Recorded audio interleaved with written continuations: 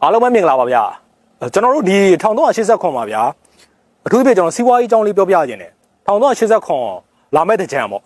့နှစ်စံတရက်ကစပြီးတစ်နှစ်အတွင်းပေါ့အဲ့တော့18ရက်4လ2025နဲ့16ရက်4လ2026အတွင်းမှာ9ရက်သားသမီးတွေရဲ့စီးပွားရေးအကြောင်းလေးပြောပြခြင်းတာဖြစ်တယ်အော်ဘယ်သူကတော့စီးပွားရေးညံ့နေတယ်ဘယ်သူကစီးပွားရေးကောင်းနေတယ်ဒီလိုပြောပြမှာမဟုတ်စီးပွားရေးနဲ့ပတ်သက်ပြီးဘယ်လိုကျွန်တော်တို့လောက်ကန်ဆောင်ရွက်ဖို့လိုလဲဆိုတာနေနံလိုက်ကျွန်တော်တို့ဗီဒီယံလမ်းပြပေးတာအကြံဉာဏ်ပေးရလို့ပဲသိထားစေခြင်းတယ်အဲ့တော့ကျွန်တော်တို့ဒီနှစ်မှာပြောရရင်တင်းနှင်းကုန်တွေနဲ့စပြောမယ်အဲ့တော့တင်းနှင်းကုန်တွေကဒီလိုနှစ်မျိုးမှာစီးပွားရေးလုပ်မယ်ဆိုရင်ကျွန်တော်တို့ကသိထားမှာကဘယ်အရာကိုမှတရားရခိုင်တော့မှန်းသားတဲ့လောက်ပြန်မရဘူးဆိုတာကိုသိထားရမယ်ထားပါတော့ဒီပစ္စည်းကိုငါ300ဘိုးရင်းလိုက်တယ်အမြတ်နဲ့ပါနဲ့ငါတို့330ပြန်ရမယ်ကိုယ့်ကိုတွက်ထားတယ်ဆိုပါတော့ဒါမဲ့အဲ့လောက်ရကြမှာရမယ်။ဘာအမြတ်15သိန်းလောက်ပဲရရင်ရမယ်။ကိုကတော့100ဝန်းကျင်နဲ့ငါ30လောက်အမြတ်ထွက်မယ်ထင်တယ်။ဒီလိုမျိုးတွေဖြစ်တတ်တဲ့နှစ်ထဲမှာပါသလိုဒီနှစ်ပိုင်းမှာ1389မှာတင်ငွေတွေသားသမီးတွေကကိုလှုပ်ချင်တဲ့အသက်စီးပွားရေးတွေနော်ကိုဘာတစ်ခုခုကိုစတင်လှုပ်ချင်တဲ့အကောင့်ထဲပေါ်ချင်တယ်ဆိုတဲ့ကိစ္စမျိုးတွေစလို့အလွန်ကောင်းပါတယ်။ဒါကတော့ online ကလုပ်နေတဲ့ online စီးပွားရေးတွေဖြစ်ဖြစ်မြေပြင်မှာကိုယ့်ကိုစိုင်လေးတစ်ခုခုဖွင့်နေတာပဲဖြစ်ဖြစ်အလုပ်တွေနဲ့ပတ်သက်ပြီးတော့တခုခုဝယ်ပြီးတော့ပြန်ဖြန့်ပြန်ရောင်းနေတာပဲဖြစ်ဖြစ်စသဖြင့်အလုပ်လေးနဲ့ပတ်သက်ပြီးငါတော့တပိုင်းတနိုင်လေးလှုပ်ချင်တယ်ဝန်ထမ်းအလုပ်ကနေအားလျက်လေးမှာတခုခုလှုပ်ချင်တယ်ဆိုတဲ့သူမျိုးတွေဒါမှမဟုတ်လေစီးပွားရေးသမားတွေနောက်လုပ်ငန်းအသစ်တစ်ခုကိုဆက်လက်မြည်ဆန်းပြီးလုပ်ကြည့်ချင်တယ်ဆိုတဲ့အမြေဆန်းခရမ်းမျိုးလုပ်မယ်စီးပွားရေးသမားတွေအကုန်လုံးဒီနှစ်ကအဲ့လိုမျိုးအလုပ်လေးတွေကောင်းပါတယ်အသစ်တွေကိုပို့ပြီးတော့ကောင်းတယ်ဆိုတဲ့အနေအထားမျိုးတွေ့ရတယ်အဲ့တော့ကိုအလုပ်ကိုတော့အသက်ချင်းချက်လုပ်လို့အစမပြေနိုင်အောင်ဆရာကြီးကျွန်တော်တို့ကတော့ဒါပဲလုပ်တာဒီပုံစံအတိုင်းပဲလုပ်တာနောက်ထပ်အသက်ထပ်လုပ်ဖို့လည်းအချိန်မရဘူးဒီမှာနေကျွန်တော်တို့ကမလဲဘူးဒါဆိုရင်ကိုလုပ်တဲ့အလုပ်ကိုပတ်ဝန်းကျင်ကိုပုံစံလေးပြောင်းပြီးလုပ်ကြတယ်ဒါပါတော့ကိုရဲ့အလုပ်လုပ်ငန်းခွင်ကိုနိုင်ငံလေးကိုစေးပြောင်းသုံးလိုက်တာခန်းစည်းလိုက်ကာလေးတွေလဲလိုက်တာကိုမှထားထားတဲ့ဇပွဲကလတ်ထိုင်ခုံပြီးတော့လုပ်ငန်းမှာထားထားတဲ့အထားအသိုတွေကိုနေရာလေးတွေချိန်လိုက်တာဒီလိုမျိုးလေးတွေများများလှုပ်ချင်းဖြစ်ကျွန်တော်တို့အပြောင်းအလဲဖြစ်သွားတယ်ဟာဆိုင်ဒီဇိုင်းကပြောင်းသွားပြီလားဟာနှစ်သက်မှာဒီဇိုင်းအသစ်နဲ့ဒီလိုမျိုးဖြစ်သွားတဲ့အထီကိုဒီဇိုင်းကိုချိန်လိုက်ပါအဲ့ဒါအပြင်ကိုအိတ်နေတဲ့ခေါင်းအောင်နော်အဲ့ရကင်းချက်နောက်ဒါရီယာစအချိန်ပို့ပြီးတော့အစ်ပုံစံဖြစ်လေကန်ကြမာကြီးကကိုယ့်အတွက်အကောင်းဘက်ကိုလမ်းပြပေးလေပါဒါကြောင့်ပဲတခုခုအစ်မလုံးနိုင်တဲ့လူကကို့မှာတုံးနေတဲ့ဟာတွေနည်းနည်းလေးချိန်ပြီးတော့မှလောက်ကင်ဆောင်ရွက်ပါလို့ကျွန်တော်တို့ပထမဦးစွာပြောလိုပါတယ်နော်ဒီလိုမျိုးလုပ်ပေးနိုင်တယ်ဆိုတော့မဆိုဘူးကျွန်တော်ပြောချင်တာကတော့တရားရဂိုင်လုံးမှန်းသားလောက်တော့ဖြစ်ချင်မှဖြစ်မယ်ဖြစ်တဲ့လောက်တော့ဖြစ်သွားနိုင်တယ်နှစ်ဖြစ်တဲ့တင်းကလေးသားသမီးတွေနဲ့စီးပွားရေးကအရန်ကြီးစိုးနေတာမျိုးတော့မဟုတ်ဘူးတင်းနှလာသားသမီးတွေတင်းလာသားသမီးတွေကဒီနှစ်မှာကောင်းတဲ့အချက်တွေအများကြီးရှိတယ်အဲ့ဒါဘာလဲဆိုတော့ကိုယ်အလုပ်အတွက်တိဆောက်ချင်တဲ့လုပ်ငန်းဘိုင်းဆိုင်ရာဂိုရောင်တွေဆိုင်ကိုင်းတွေနော်အလုပ်ခန်းတွေအဲ့ဒါမျိုးတွေနဲ့ပတ်သက်ပြီးတိတ်ကောင်းတယ်အလုပ်လုပ်ဖို့ပဲဖြစ်ဖြစ်ရည်ရွယ်ပြီးစောက်လိုက်တဲ့အဆောက်အဦတွေကနေတစ်ဆင့်ကံကောင်းမှုတွေရနိုင်တယ်။ဒါကြောင့်ကိုကလည်းသူများစီမှာငှားပြီးတော့ဖွင့်တာကြပြီ။ငှားတဲ့လူကလည်းကြိုးကြောင်နဲ့နော်တစ်နှစ်လောက်ငှားပြီးထပ်မငှားတော့လဲခဏဆိုင် location ပြောင်းပြီးတော့လမ်းညွန်ပေးနေရတာစိတ်ကုန်လာပြီ။ရှိတဲ့ခြံခွက်လေးမှာပဲကျမတို့ဆိုင်လေးစောက်လိုက်မယ်။ဒီလိုမျိုးတွေးထားတဲ့လူမျိုးတွေဒီနှစ်မှာတိတ်ကောင်းပါတယ်။နော်အလုံးနဲ့ပတ်သက်ပြီးနေရာအချတာဆိုင်ပုံစံစတင်တိဆောက်တာနော်ကိုယ့်ရဲ့အိမ်ရှိလေးမှာပဲဆိုင်ကန်းလေးတစ်ခုကိုစောက်တာမျိုးတွေအချို့ရှိတယ်လေဘယ်နေရာမှမသွားတော့ငါအိမ်ရှိမှာပဲစောက်ပြီးလုပ်မယ် online မှာရောင်းနေတာအဆင်ပြေတယ်ဒီနှစ်တော့ဆိုင်ကန်းလေးပါစောက်ပြီးတော့ရောင်းမယ်ဆိုတဲ့သူမျိုးတွေအလွန်ပဲအဆင်ပြေတာကိုတွေ့ရတယ်အဲ့တော့ဒီလိုနှစ်ပိုင်းမှာမမိအနေနဲ့လှုပ်ချင်တဲ့ကိစ္စလေးတွေကတော့ဘာဖြစ်လွယ်ကူမယ်နော်ဖြစ်ချင်တဲ့လမ်းကြောင်းလေးတွေဖြောက်တန်းဖြစ်မယ်ဂျားအခက်အခဲတွေအနှောက်အယှက်တွေအတားအဆီးတွေတိတ်မရှိဘဲနဲ့အဆင်ပြေသွားနိုင်တာဖြစ်တဲ့အတွက်တင်းလာသားသမီးတွေအတွက်တော့လုပ်ငန်းစီးပွားပိုင်းကောင်းတယ်တခုတတိထားမှာအပျော်မတ်လွန်တဲ့တင်းလာသားသမီးတွေရှိတယ်ဆိုတော့ဒီနှစ်မှာဘာစီးပွားမှမဖြစ်ဘူးဘာဖြစ်လို့လဲဆိုတော့ပတ်ဝန်းကျင်မှာအပျော်အာယုံတွေများနေတဲ့တဲ့နဲ့သွားမယ်ငါတို့ခီးသွားကြမယ်ဘာသွားမယ်ကလပ်သွားမယ်ဟိဟိုဟာဖြစ်အဲ့လိုပေါ့အပျော်အတွက်လာဆွဲနေတဲ့လူမျိုးတွေရှိလို့ကိုယ်စိတ်ကလည်းပျော်ခြင်းပါခြင်းတာဖြစ်တယ်ဒီလောက်ကတော့နောက်နေ့မှလုပ်မယ်ငါအပျော်နောက်လိုက်သွားအောင်မယ်နော်အဲ့တော့အပျော်ကနေအပြက်ဖြစ်သွားနိုင်တာဖြစ်တယ်လို့အပျော်ကြောင့်လည်းအလုပ်ကိုထင်တဲ့လောက်ရှေ့မရောက်ပြီးမထိခိုက်တာတွေဖြစ်နိုင်တယ်အလုပ်ကိုမန်နေဂျာနဲ့လွှဲထားလိုက်မယ်ကွာအလုပ်သေးဘူးကွာအပျော်နောက်ကိုလိုက်ရာကနေ ကိုယ့်ရဲ့ရည်မှန်းချက်တွေကိုယ့်ရဲ့မျှော်လင့်ချက်တွေထင်သလောက်မဖြစ်တာမျိုးလည်းဖြစ်တတ်တယ်အဲ့တော့နံပါတ်1တင်းလာသားမိတွေအပျော်ပါရှောင်မယ်လုပ်ငန်းနဲ့ပတ်သက်ပြီးစတင်စတေးချတဲ့အဆောက်အဦတိဆောက်ခြင်းပိုင်းတွေမှာကောင်းတယ်ရွယ်ချက်တွေဖြောက်တန်းပြီးကိုလုပ်ချင်တာတွေရှော့ရှူဖြစ်ဖို့အလားအလာတိတ်များတဲ့နှစ်ထဲမှာလည်းပါပါတယ်ငွေကြေးနဲ့ပတ်သက်ပြီးလည်းကိုညီမဲ့လူထောက်ပံ့မဲ့လူရှယ်ယာဝင်မဲ့လူတွေလည်းထူးခြားစွာတွေ့ရတဲ့နှစ်အဖြစ်လည်းကျွန်တော်တို့တွေ့ရပါတယ်အဲ့ဒါပြီးတော့အင်္ဂါသားမိတွေကမနေ့ကကန်ညံ့တယ်လို့ပြောလို့ရတဲ့နှစ်အပိုင်း6ကိုလည်းရောက်ခဲ့ပြီးပြီဒီနှစ်ပိုင်းမှာလည်းနလန်ထကာစလူမမာတယောက်လိုပဲကံကြမ္မာလေးကစတင်ပြီးတော့တန်ဆွမ်းလာပြီဒါပေမဲ့အရင်ကြီးမဟုတ်ဘူးဖြည်းဖြည်းနဲ့ဖြစ်သွားပြီဆိုတဲ့အနေအထားမျိုးကျွန်တော်တို့တွေ့ရတယ်အဲ့တော့အင်္ဂါသားမိတွေကဒီနေ့မှာစီးပွားရေးပိုင်းမှာတော့အားရစရာအနေအထားမျိုး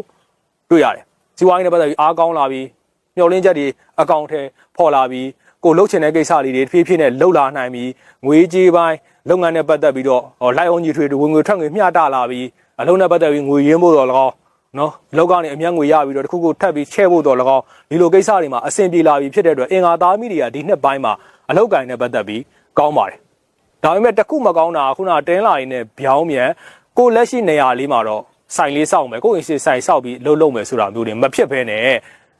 ့တော့ဘလူဟာဒီမှာအကျိုးပေးတယ်လို့ရက်ဝေးသွားပြီးစီးပွားရှာတာမျိုးတွေနေဆက်တွေမှာသွားပြီးစိုင်သွားဖွင့်တာမျိုးတွေကိုနေတာရန်ကုန်မော်လမြိုင်မှာသွားပြီးစီးပွားရေးလုပ်မယ်ကိုနေတာရန်ကုန်မန္တလေးမှာသွားပြီးစီးပွားလုပ်မယ်ကိုနေတာတောင်ကြီးရန်ကုန်ဆင်းလာပြီးစီးပွားရေးလုပ်မယ်ကိုနေတာမြန်မာနိုင်ငံခြားမှာသွားပြီးစီးပွားရေးလုပ်မယ်ဒါမှမဟုတ်လူငယ်တွေနိုင်ငံခြားထွက်ချင်တယ်နိုင်ငံခြားသွားချင်တယ်နိုင်ငံခြားမှာသွားပြီးတော့ဆောင်ရွက်ရမယ်ကိစ္စမျိုးတွေရှိနေတယ်ဆိုရင်လေဒီလိုနှစ်ပိုင်းမှာအင်္ဂါသားမိတွေကပိုမိုအဆင်ပြေလွယ်ကူချောမွေ့နိုင်တာကိုတွေ့ရတယ်အဲ့ဒါလေးတွေတစ်ချက်မှာအရန်ကောင်းတာတွေ့ရပါတယ်အဲ့တော့ဒီလိုနှစ်ပိုင်းရောက်လာပြီဆိုရင်စီးပွားရေးကပတ်ဝန်းကျင်မှာကိုနေတဲ့ပတ်ဝန်းကျင်မှာမရှိဘူးကိုနဲ့တိနေတဲ့အတိုင်းဝိုင်းကြားမှာမရှိဘူးစီးပွားရေးကဝေးလံခေါင်ဖျားတဲ့နေရာတွေမှာစီးပွားဖြစ်လွယ်တယ်online စီးပွားရေးတွေဆိုလဲဒါဝေးလံခေါင်ဖျားတာပေါ့ online ဆိုတာချင်းကောင်းရင်လှမ်းမှာတာမဟုတ်ဘူးလေဟိုအဝေးရလူကလှမ်းမှာတယ်နော်နေရလှမ်းမှာကြတယ်အခြားမျိုးနေရလှမ်းမှာကြတယ်ဒီလိုမျိုးတွေများတာဖြစ်တဲ့အတွက်ကျွန်တော်တို့အင်္ဂါသားမိတွေအနေနဲ့ online စီးပွားရေးနဲ့ပတ်သက်ပြီးတော့လည်းဒီနှစ်မှာပို့ပြီးတောက်ပလာပွဲရှိတယ်ဆိုတဲ့အနေအထားမျိုးတွေကျွန်တော်တို့တွေ့ရပါတယ်เนาะအဲ့ဒါလေးတွေမှာအားကောင်းပါတယ်နောက်ပြီးဗုဒ္ဓဘုသားမိတွေအတွင်းနဲ့ဒီလိုနှစ်ပိုင်းရောက်လာပြီစီးပွားရေးနဲ့ပတ်သက်ရင်တော့နည်းနည်းလေးတတိထားမဲ့အတိုင်းမှာကပ်ပါတယ်စီးပွားရေးနဲ့ပတ်သက်ပြီးအရန်ကြီးကျွန်တော်တို့ဆောင်ရွက်လို့မရဘူးအရန်ကြီးရင်းနှီးမြှုပ်နှံလို့တွေမရဘူးအရန်ကြီးကျွန်တော်တို့ဘယ်လိုပြောမလဲဆိုတော့ငွေတွေပုံအောပြီး100 ရာခိုင်နှုန်းရှိတဲ့ငွေထည့်လိုက်လို့မရဘူးဗုဒ္ဓဘုသားမိတွေကတတိလေးနဲ့ရှင်ပြီးဆောင်ရွက်မှသာဒီနှစ်ပိုင်းကအဆင်ပြေနိုင်တာဖြစ်ပါတယ်အဲ့တော့တတိလေးနဲ့ရှင်ပြီးမဆောင်ရွက်နိုင်ဘူးဆိုရင်ဗုဒ္ဓဘုသားမိတွေကဒီနှစ်မှာရှိတာလေးတွေဆုံးရှုံးသွားနိုင်တယ်နော်အဲ့တော့ဒီလိုနှစ်ပိုင်းကကျွန်တော်တို့ကဘာလောက်ကမလဲပေါ့နော်ဘယ်လိုလောက်ကမလဲဆိုတာလေးတစ်ချက်ပြောပြမယ်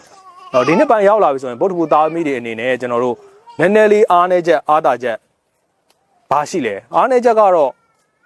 ဘယ်ဟာမှဘရင်အောင်ဖောင်ဖျက်မလုပ်လိုက်နဲ့လို့ပဲကျွန်တော်ကတော့ပြောချင်တယ်အဲ့ဒီအပိုင်းမှာအားနည်းပါတယ်ဒါစီးပွားရေးနဲ့ပတ်သက်ရင်တော့ဒီလိုနှစ်ပိုင်းရောက်လာပြီဗုဒ္ဓဘုရားမြတ်နည်းနည်းလေးသူများတွေတက်ပို့ပြီးတော့စွန့်စားရတဲ့အပိုင်းလေးတွေရှိတယ်သူများတွေနဲ့မတူဘဲနဲ့လွယ်လွန်းတကူမဖြစ်ဘဲနဲ့အခက်အခဲလေးတွေကြုံပြီးမှအောင်မြင်တတ်တာမျိုးတွေကြုံရတတ်တယ်တော်ယုံဇွဲမရှိဘူးဇွဲနဲ့ပဲမကြည့်ဘူးဆိုရင်ဒီနှစ်ဗုဒ္ဓဘုရားမိတွေရောက်သားမိတွေကအောင်မြင်ဖို့ခဲရင်ပါတယ်ဇွဲရှိရမယ်စိတ်ရှိရမယ်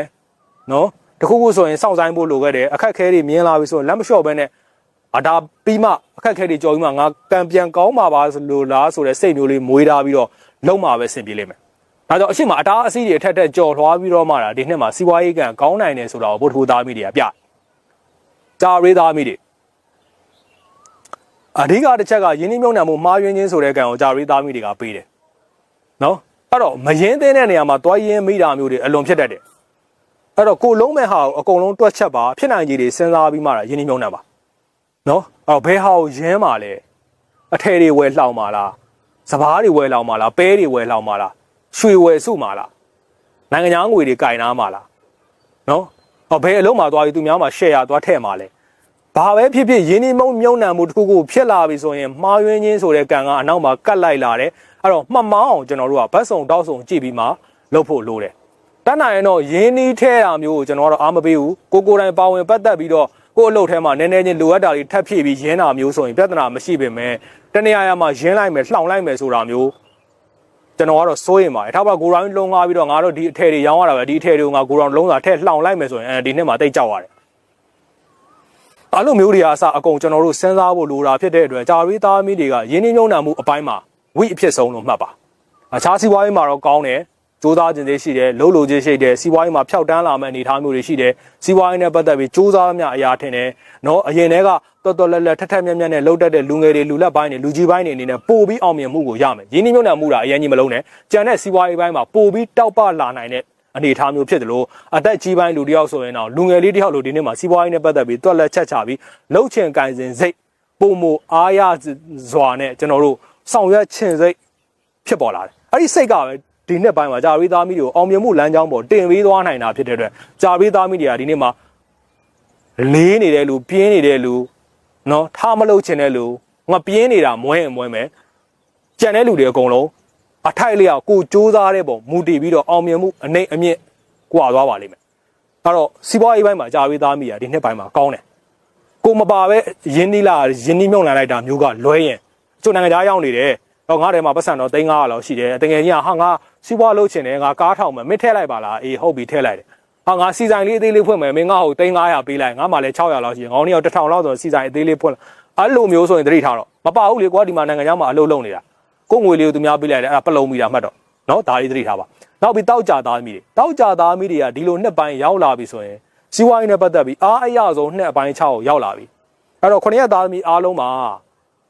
တောက်ကြတွေကဒီနေ့စီးပွားရေးနဲ့ပတ်သက်ပြီးပုံမဖြောက်တန်းလွယ်တာကိုကျွန်တော်တို့တွေ့ရတယ်စီးပွားရေးအားကောင်းတယ်မှန်းထားတဲ့အတိုင်းဖြစ်မယ်ထုံးပေါက်မယ်လုပ်ငန်းနဲ့ပတ်သက်ပြီးစိတ်ရှည်သိခံရတဲ့အလုပ်တွေအကုန်လုံးပွင့်သွားမယ်ပိတ်နေတဲ့ကန်တွေပွင့်သွားမယ်ဒီလုပ်ငန်းနဲ့ပတ်သက်ပြီးငွေမပေါ်သေးဘူးစောင့်နေရတယ်အလုံးနဲ့ပတ်သက်ပြီးလုံးနေရတဲ့အီလေလေကြီးဖြစ်နေတဲ့ဆိုတဲ့အလုပ်တွေဒီနှစ်ကစပြီးငွေတွေပေါ်လာတယ်ဖုန်းကနေထပြီးအောင်မြင်တယ်လွန်ခဲ့တဲ့2နှစ်3နှစ်ကရင်းထားတဲ့အလုပ်တွေကနေပြန်ပြီးတော့ပိုကောင်းကျိုးပေးလာတဲ့အနေအထားမျိုးတွေကြုံရတယ်ဒါကြောင့်ပဲကျွန်တော်တို့ကဘာပဲဖြစ်ဖြစ်ဒီနှစ်ပိုင်းမှာတောက်ကြသားမိတွေကအားရစရာကောင်းတဲ့အနေအထားတစ်ခုကိုတွေ့ရတယ်တစ်ခုပဲသတိထားမှာဝန်ထမ်းလကစားရတဲ့မှာစည်ရင်းကန်ရတဲ့သူမျိုးဆိုရင်စင်စရာမှားယွင်းကြောက်ရော်ရတာတွေဖြစ်တတ်တယ်လို့လုပ်ငန်းရှင်တွေအနေနဲ့အောက်လက်ငယ်သားတွေကို100ရာခိုင်နှုန်းယုံနာလို့မရဘူးကိုယ့်ရဲ့ PSO တွေကစယုံလို့မရဘူးကိုလိမ်ပြီးတော့ငွေတွေထုတ်သွားတာကိုလိမ်ပြီးတော့ပတ်စံတွေပြန်မသွင်းမဲနဲ့ထွက်ပြေးသွားတာကြားဘူးလိမ့်မယ်ခဏလည်းကြားနေရတယ်အဲ့ဒီကံမျိုးရှိပါတယ်ဒါကြောင့်လုပ်ငန်းရှင်တွေအောင်မြင်တယ်အောက်လက်ငယ်သားတွေအတွက်စိတ်ညစ်ရတာတွေရှိတတ်တယ်ကိုကလူယုံလို့တတ်မှတ်ထားတဲ့လူတွေကကိုလိမ်သွားတာတွေကြုံတတ်တယ်ဒါတွေကလွှဲရင်လုပ်ငန်းပိုင်းမှာတော့အားကောင်းနေတယ်ဆိုတဲ့အနေအထားမျိုးကျွန်တော်တို့အများကြီးတွေ့ရပါတယ်သတိထားမှာက accident အန္တရာယ်မတော်တဆထိခိုက်မှုအန္တရာယ်တွေရှိတာဖြစ်တဲ့အတွက်အချို့နေရာတွေမှာကိုတိုင်းကားတွေကိုမောင်းပြီးတော့နော်အချိန်ပြင်းမောင်းတာတွေနော်မငြိမ်မသက်နေတဲ့တိုင်းပြည်မငြိမ်မသက်ဖြစ်နေတဲ့နေရာတွေမှာတွားပြီးတော့အလှုပ်သွားလှုပ်တာမျိုးတွေမှာတော့နည်းနည်းလေးဂရုစိုက်ရမယ်ဆိုတဲ့အနေအထားမျိုးတော့တွေ့ရတယ်ဒါလေးသိဖို့လိုတယ်စနေသားသမီးရဲ့ဒီနေ့ကစီးပွားရေးကကျွန်တော်ရှင်းပြောရရင်ဟိုပါပေါ့180ဒီဂရီရေပြင်းကြီးလိုကြီးဖြစ်နေတယ်ပုံမှန်ပဲမနေ့ကဒီပုံစံလားဒီနှစ်လည်းဒီပုံစံပဲတိုးတက်သွားလားအဲ့လောက်မဟုတ်ဘူးကျသွားလားအဲ့လိုလည်းမဟုတ်ဘူးဒီနှစ်မှာတကယ်ကိုစနေသားသမီးတွေကအတက်အကျမရှိတဲ့နှစ်လို့တောင်ပြောလို့ရတယ်ပိုကောင်းလာတာလည်းမဟုတ်ဘူးပိုဆိုးလာတာလည်းမဟုတ်ဘူးအဲ့တော့ကျွန်တော်လည်းပြောရတာဘယ်လိုပြောရမလဲမသိဘူးအဲ့ဒီပုံစံမျိုးဖြစ်နေတယ်ဆိုတာမျိုးပဲသိစေချင်တယ်အဲ့တော့သတိပေးစရာလေးတော့ရှိတယ်ဘာလဲဆိုတော့ရေနဲ့ပတ်သက်တဲ့စီးပွားရေးတွေဆိုတော့နည်းနည်းသတိထားရေကနေကုန်ကူးရတာမျိုးကိုကတော့အရင်လုံနေကြအလုပ်ဆိုတော့ပြဿနာမရှိဘူးရေနဲ့ပတ်သက်ပြီးဖြစ်တတ်တဲ့ error တွေကိုကသိနေပြီအခုမှစပြီးရေလန်းနဲ့ပတ်သက်ပြီးကုန်ကူးမှာရေပေါ်ဖြတ်ပြီးကုန်ကူးမှာရေကနေတစ်ဆင့်ကုန်းလမ်းမှာအကြောင်းမျိုးကြောင့်ပိတ်ဆို့တားဆီးတာတွေများလို့ရေလန်းကနေတစ်ချက်ကုန်တယ်မှာအဲ့ဒါမျိုးဆိုရင်တော့နည်းနည်းသတိထားအခုမှစလို့မလို့လေရေနဲ့ပတ်သက်ပြီးဒီနှစ်မှာအကျိုးမပေးဘူးနော်ဒါလေးကိုတော့သိသားစေချင်တယ်နောက်ပြီးတော့ကျွန်တော်သိထားရမယ့်ချက်ကဘာလဲဆိုတော့ပတ်စံချင်းငားတဲ့စနေသားကြီးဒီနှစ်မှာဆုံးတတ်တယ်ငွေတိုးပေးစားရတယ်ပေါ့ဗျာငွေတိုးပေးစားတာကိုစီးပွားရေးတစ်ခုလိုလုပ်နေတယ်စုမဲတွေနဲ့စုပြီးတော့ဟိုဘက်ဒီဘက်လှည့်ထုတ်ပြီးတော့လှုပ်စားနေတဲ့လူမျိုးတွေကျွန်တော်ဒီနှစ်မှာဒုက္ခရောက်တတ်တယ်အဲ့ဒါလေးတွေတော့သိထားဖို့လိုတယ်ကျန်တာတော့ကျွန်တော်ပြောလို့ရေပြင်ကြီးပဲအရင်ကြီးကောင်းနေစိုးနေတာမဟုတ်ဘူးလောက်ဆိုသဘောပေါက်မဲ့ထွန်းပါတယ်ဗီဒီယိုကတအားရှည်သွားတာဖြစ်တဲ့အတွက်ကျွန်တော်ဒီမှာနေမဲကြားလိုက်ပါမယ်အားလုံးပဲ2025 1389ကစလို့ဒီ4လပိုင်းကစလို့ကံကောင်းခြင်းအဆင်ပြေခြင်းတွေစီးပွားတိုးတက်ခြင်းတွေကြုံနိုင်ကြပါစေလို့ဆုမကောင်းတောင်းရပါတယ်ဗျာ